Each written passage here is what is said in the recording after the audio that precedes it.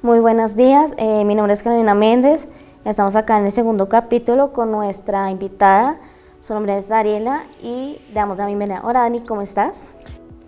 Hola, mucho gusto, mi nombre es Daniela Lara y para mí es un placer poder acompañarlos en esta nueva sesión. No, muchas gracias por tu compromiso, por venir acá, por apoyarme. Y bueno, esto es un proceso entre todos, ¿no? Sí. Entonces, digamos, para comenzar me gustaría un poco, aparte que tu nombre, qué te gustaría hacer, qué estudias, cosas que te gusten o no te gusten. Un poco más sobre ti. Bueno, mi nombre es Daniela Lara, como ya les había comentado. Yo estudio diseño y hago una opción en biología en la Universidad de los Andes. A mí me gusta en general estudiar bastante, disfruto mucho mi carrera, mi énfasis es el biodiseño y el diseño especulativo, pero también en mis espacios de ocio me gusta ir a cine, pasar tiempo con mi familia, con mis amigos, hacer diferentes actividades al aire libre, me gusta nadar y en general disfrutar con personas. Me considero una persona como muy social, por así decirlo, entonces creo que eso hace que todas las actividades que disfrute siempre se vean como rodeadas de la gente que también quiero. Listo. Entonces, este programa, como básicamente el nombre lo dice, es para personas que tengamos una condición. Digamos, ¿tú qué condición tienes, aparte de la última vez que hablamos que tú me contaste? ¿Cuál es? Bueno, yo soy una persona disléxica. Mi dislexia fue diagnosticada en mi último año escolar. Digamos que tengo un grado leve de dislexia, pero también tiene como una combinación, por así decirlo, con déficit de atención. De pronto para las personas que no conocen, la dislexia no solamente significa confundir números o confundir letras o tener dificultades a la hora de leer, sino que abarca pues muchos otros aspectos del aprendizaje. Entonces esto hace que yo en lo personal tenga una forma muy particular de aprender y tenga una forma muy particular de comportarme como en la vida académica. No es propiamente un impedimento, pero me diferencia quizá de otras personas que en su mayoría pues tienen el mismo nivel de aprendizaje. Listo. Sí, porque en mi caso pues también yo diría, pues no sé qué grado sería, pero también es leve. A mí me lo dicen a través de, digamos, exámenes neurológicos, que es lo que se determina si uno la tiene o no. Entonces, digamos, ese proceso, digamos, en el colegio, ¿cómo fue ese proceso en el colegio y ya después estando en la universidad, que ambas estamos, obviamente cada una tiene su proceso, ¿cómo fue eso para acoplarte a medida que fuiste aceptándola? Bueno, digamos que para mí fue un poco difícil en el sentido en el que yo estudié en un colegio bastante exigente. Los colegios Ivy tienen esta particularidad de ser muy competitivos, entonces personalmente siempre sentía como un nivel de presión porque yo amaba mi colegio y en cuando mis papás siempre me dieron la seguridad para cambiarme si en algún momento no me sentía cómoda o sentía que de pronto me estaba quedando, realmente pues esta no era una opción viable para mí. O sea, yo sentía total comodidad por parte de mi familia y de mis profesores, pero la que se ponía como esa misma competitividad pues era yo misma. Entonces yo no me quería atrasar, no quería perder ningún año, no quería salirme del colegio y esto hacía que me presionara mucho a estar al nivel de mis compañeros. Para mí realmente no se me dificultó el colegio en la gran mayoría de aspectos. Fueron cosas muy particulares que fueron difíciles para mí, digamos en manejo de tiempos o exámenes de ciertas materias o a la hora de poner atención en ciertas clases. Esto hacía que pues yo necesitara exigirme más para tener el rendimiento que se esperaba de mí. De todas formas, pues realmente nunca perdí ni un año, o si perdí una materia la pude recuperar perfectamente, no me tuve que salir del colegio, nunca consideré esta opción para mí. Creo que un aspecto fundamental fue que a mí mi dislexia se me diagnosticó en mi último año escolar y quizá esto hizo que yo los años anteriores sintiera que el problema era conmigo misma. Entonces recaía en mí esa idea de pronto ser irresponsable o de pronto no hacer un esfuerzo por poner atención o de pronto no dar el rendimiento máximo que podía dar, hasta que finalmente me di cuenta que yo era suficientemente responsable y daba mi mayor esfuerzo y mayor rendimiento, pero sencillamente tenía unas capacidades de aprendizaje diferentes. Entonces, como que darme cuenta de esto en mi último año escolar me relajó un poco porque dije, el problema no es conmigo, es una condición que yo tengo, que si bien no es mala y que si bien también me ayudó a tener muchas otras habilidades que pude desarrollar, pues también me hizo entender que sencillamente hay formatos académicos que no están hechos para todo el mundo. De todas formas, yo me gradué perfectamente del colegio, me saqué un muy buen porcentaje, un muy buen puntaje en el ICFES y pues esto también me motivó a hacer lo mismo en la universidad. En la universidad definitivamente ha sido pues mucho más fácil.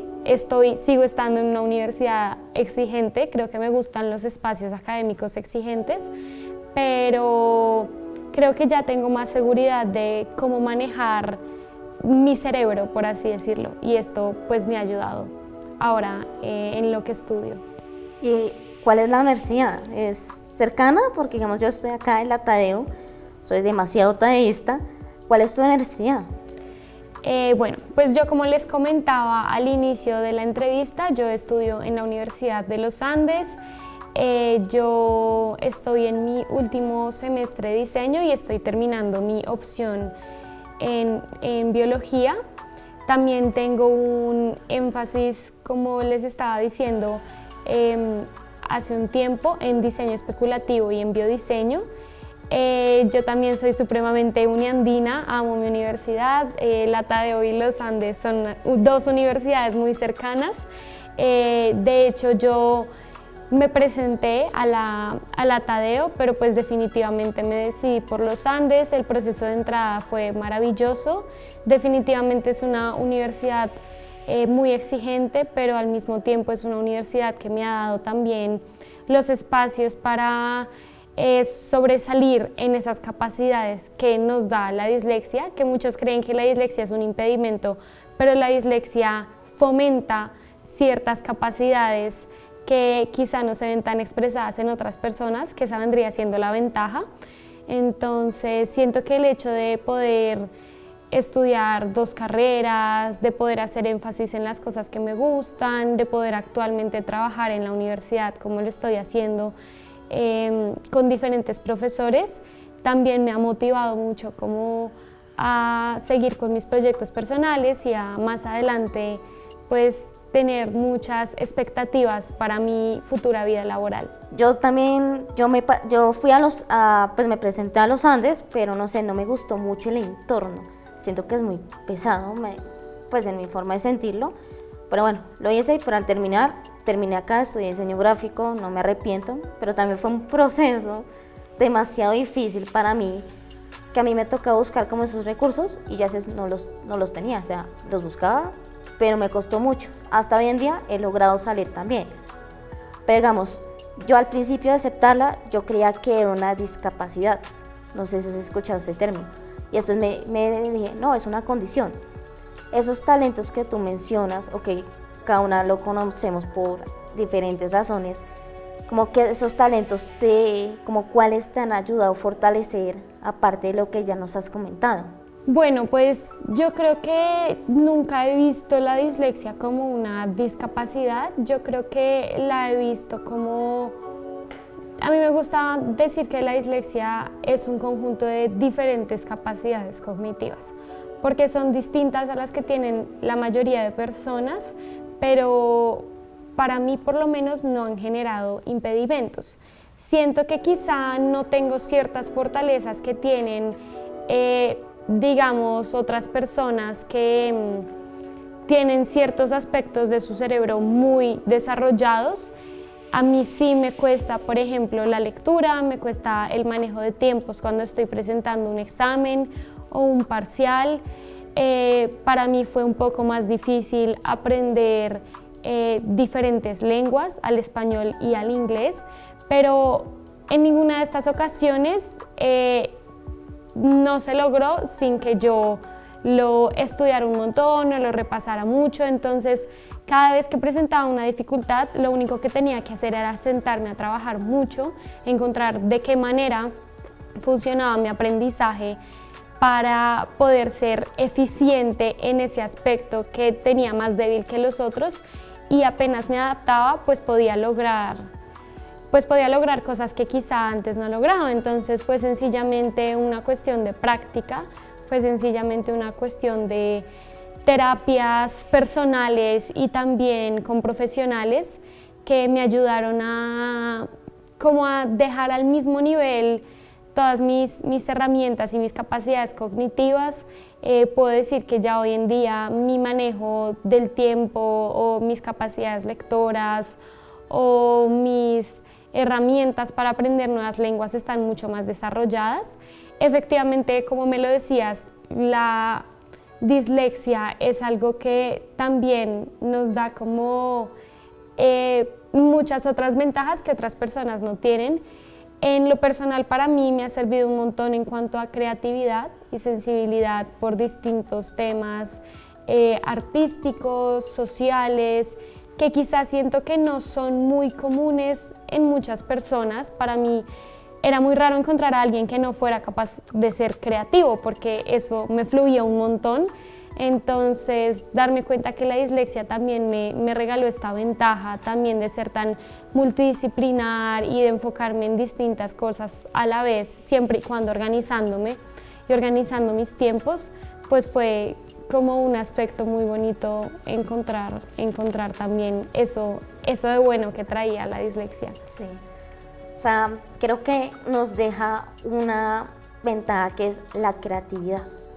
O sea, hay muchas formas de expresarnos, y una vez un profesor me dijo a mí, es que yo no veo que tengas un problema de aprendizaje. Yo, no se nota porque, como dices, tenemos apoyos profesionales, que es la fisioterapeuta, también está la parte psicológica, porque digamos en mi caso, que me tomó mucho tiempo aceptarla, y que recuerdo, yo era procesos cada vez, tenía más de 5 profesores ayudándome, y gracias a esto tuve muchos miedos que hoy en día los sigo teniendo. El miedo no se va, se maneja, como lo dices, a través de diferentes herramientas.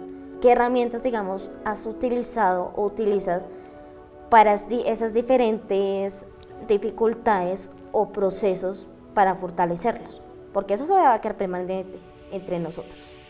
Yo creo que ahora que hablas de las herramientas, es muy importante entender que siempre que uno encuentra una condición en cuanto a su aprendizaje o en cuanto a el entorno académico que hace que se te dificulten ciertos aspectos, inmediatamente en lo que uno no puede caer es en ponerse una cantidad de excusas.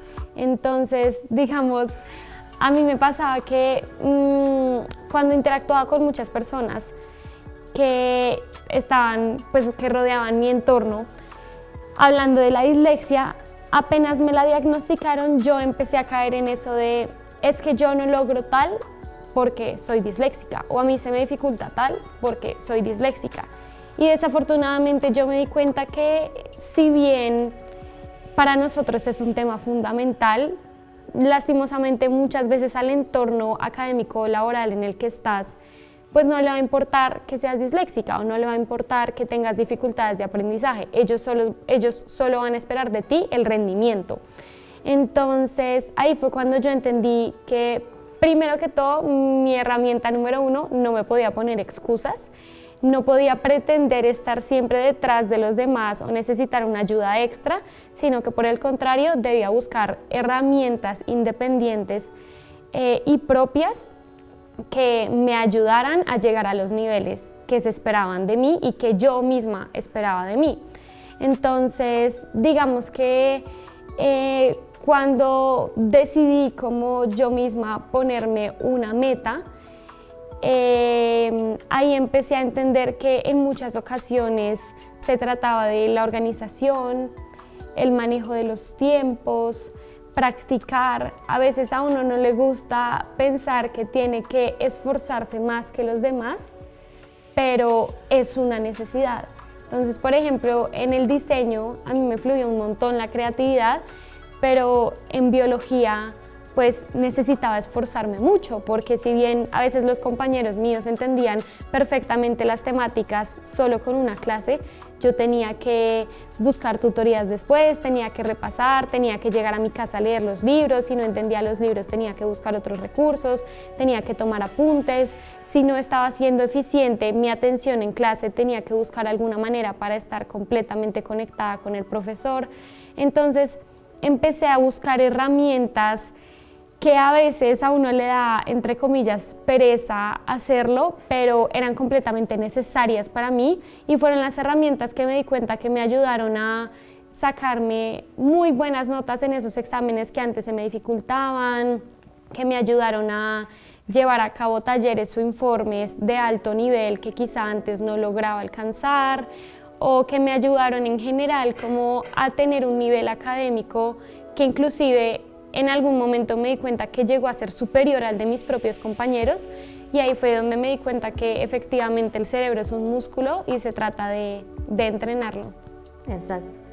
Listo, digamos, ya dando todo este contexto a esta primera parte, vamos a hacer una pausa y en la siguiente pausa haremos un proceso corto de una interacción creativa entre el mundo de las artes. Entonces, en un momento ya regresamos a nuestra gran interacción.